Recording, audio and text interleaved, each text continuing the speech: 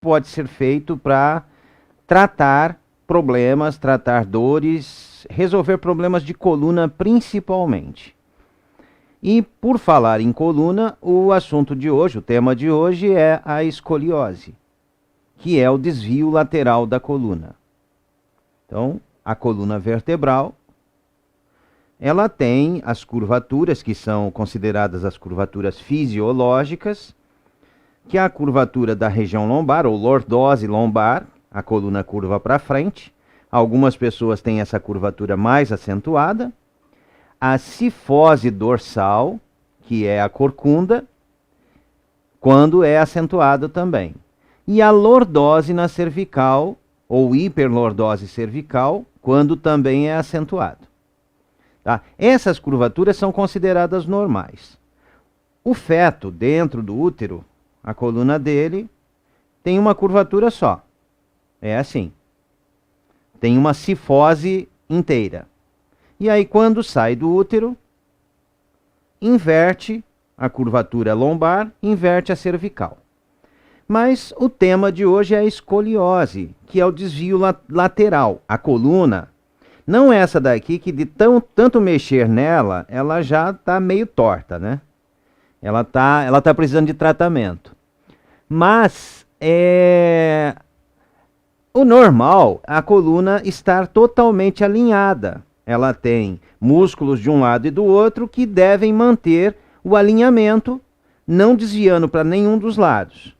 Quando a pessoa tem um desvio para o lado, é chamado de escoliose.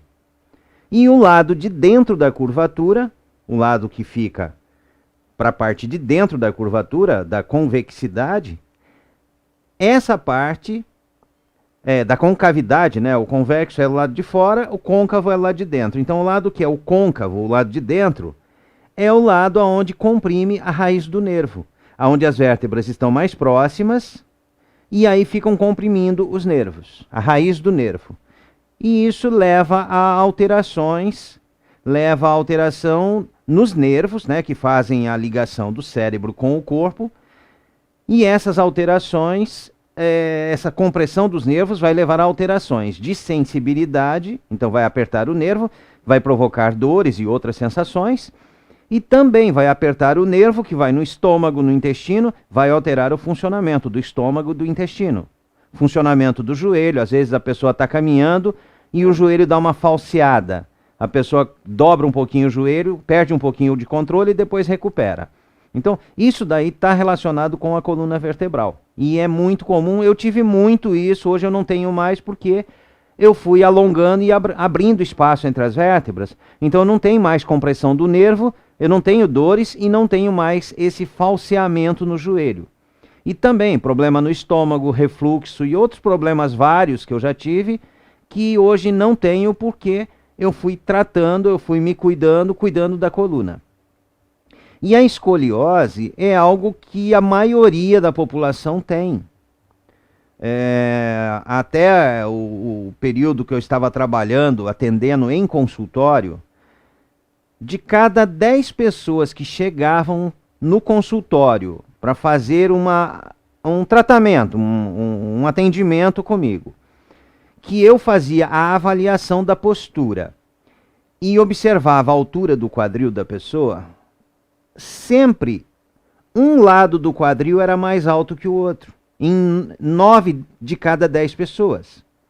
Então, de cada 10 pessoas, 9 tinham um lado do quadril mais alto e o outro lado mais baixo. Se um lado do quadril está mais alto e o outro mais baixo, a pessoa já tem escoliose. Porque a coluna, ela acompanha, né, ela vai acompanhar essa inclinação do quadril. Então, se um lado está mais alto e o outro está mais baixo, o que acontece é a coluna entortar para aquele lado, inclinar junto para o lado que está mais baixo, o quadril. Então, quando as duas pernas ficam no mesmo tamanho, a coluna desentorta. A coluna elimina a escoliose. Um comparativo que eu fazia para assim, exemplificar para as pessoas é a lona do circo, o mastro principal do circo. Porque tem o mastro e aí tem muitas cordas que prendem no entorno desse mastro para esticar a lona. Então, se as cordas que estão de um lado forem puxadas mais do que do outro lado, o mastro vai deslocar para aquele lado que as cordas estão puxando mais. Vai ficar um pouquinho inclinado. Assim acontece com a coluna vertebral. Se a musculatura de um lado puxa mais e do outro lado não puxa tanto, não se contrai tanto, isso vai tirando as vértebras do alinhamento, a coluna do alinhamento. E em alguns casos, uma das vértebras desloca diferente das outras, então ela escorrega um pouquinho mais que as outras e causa pressão na medula. Além da curvatura da coluna, que pode causar compressão na raiz do nervo, do lado de dentro da curvatura, quando uma vértebra desloca mais que as outras, comprime a medula, que está dentro da coluna. Isso acontece muito, muitos pacientes têm uma vértebra rodada, né? Muitas pessoas têm uma vértebra rodada porque a musculatura está puxando, tem uma vértebra deslocada, que ela sai do alinhamento, ela fica um pouquinho mais deslocada para a lateral. A escoliose, então, comprime mais nervos de um lado do que do outro, isso incomoda, gera mais tensão de um lado do que do outro. Quando a pessoa sente desconforto, ela tenta escapar da dor, então ela mesma se entorta por causa disso. A posição de trabalho, aquela pessoa que quando senta, sempre cruza uma perna sobre a outra, então sempre cruza a perna direita ou sempre cruza a perna esquerda, o lado que a pessoa cruza a perna por cima, aquele lado do quadril vai ficar mais elevado e vai causar uma escoliose. Aí às vezes a pessoa passa algumas horas trabalhando com uma perna cruzada sobre a outra, com um lado do quadril mais elevado que o outro e a coluna entortando para aquele lado. Quando ela sai da posição, que ela sai caminhar ou que ela para em pé, ela também vai ter por hábito descansar mais numa das pernas. Isso é comum, não quer dizer que seja uma regra, mas é muito comum que ela faça isso. Sempre vai pender mais para um lado, porque quando ela senta, ela cruza a perna, aquele lado do quadril fica mais alto. Quando ela fica em pé, ela faz a mesma coisa, então o quadril acaba ficando mais alto também.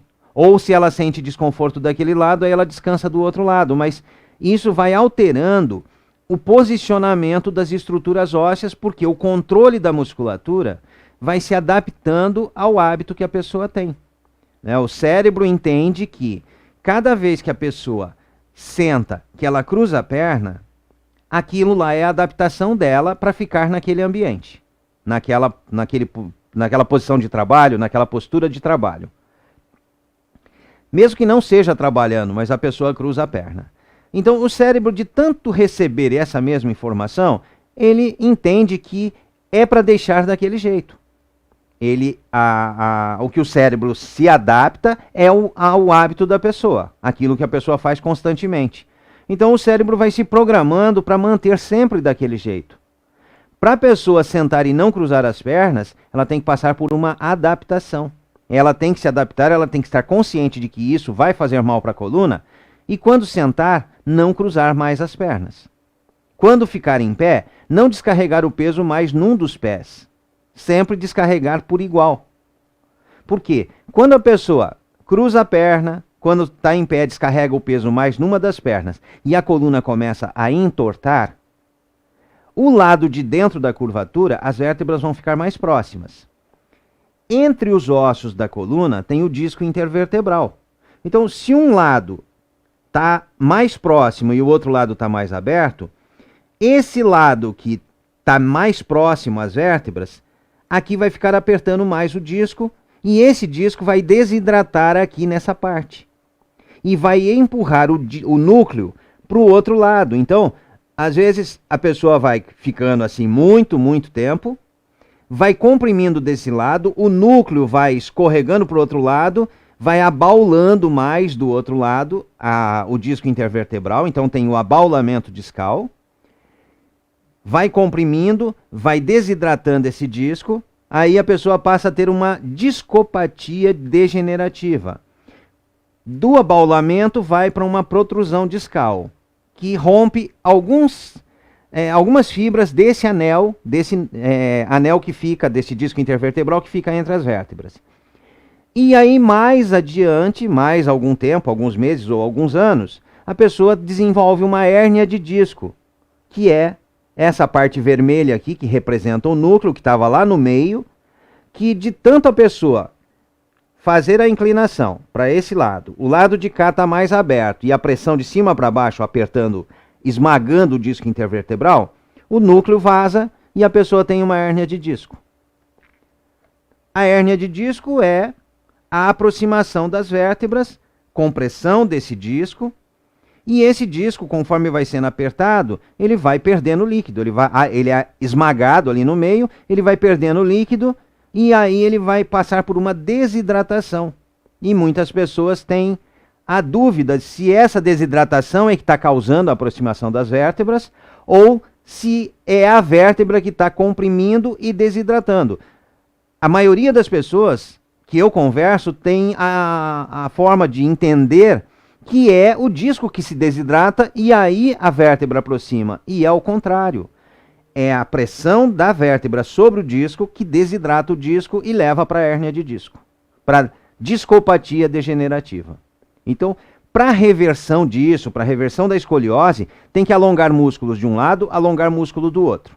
Alongou o músculo por igual dos dois lados, que o músculo ficou com o mesmo comprimento dos dois lados, a coluna vem para o alinhamento. Alongou o músculo de um lado da coluna, do outro lado da coluna, e esses músculos têm força para escorar as vértebras, a vértebra fica afastada. O músculo vai ter força para escorar, e mesmo com a pessoa em pé ou sentada, as vértebras ficam afastadas.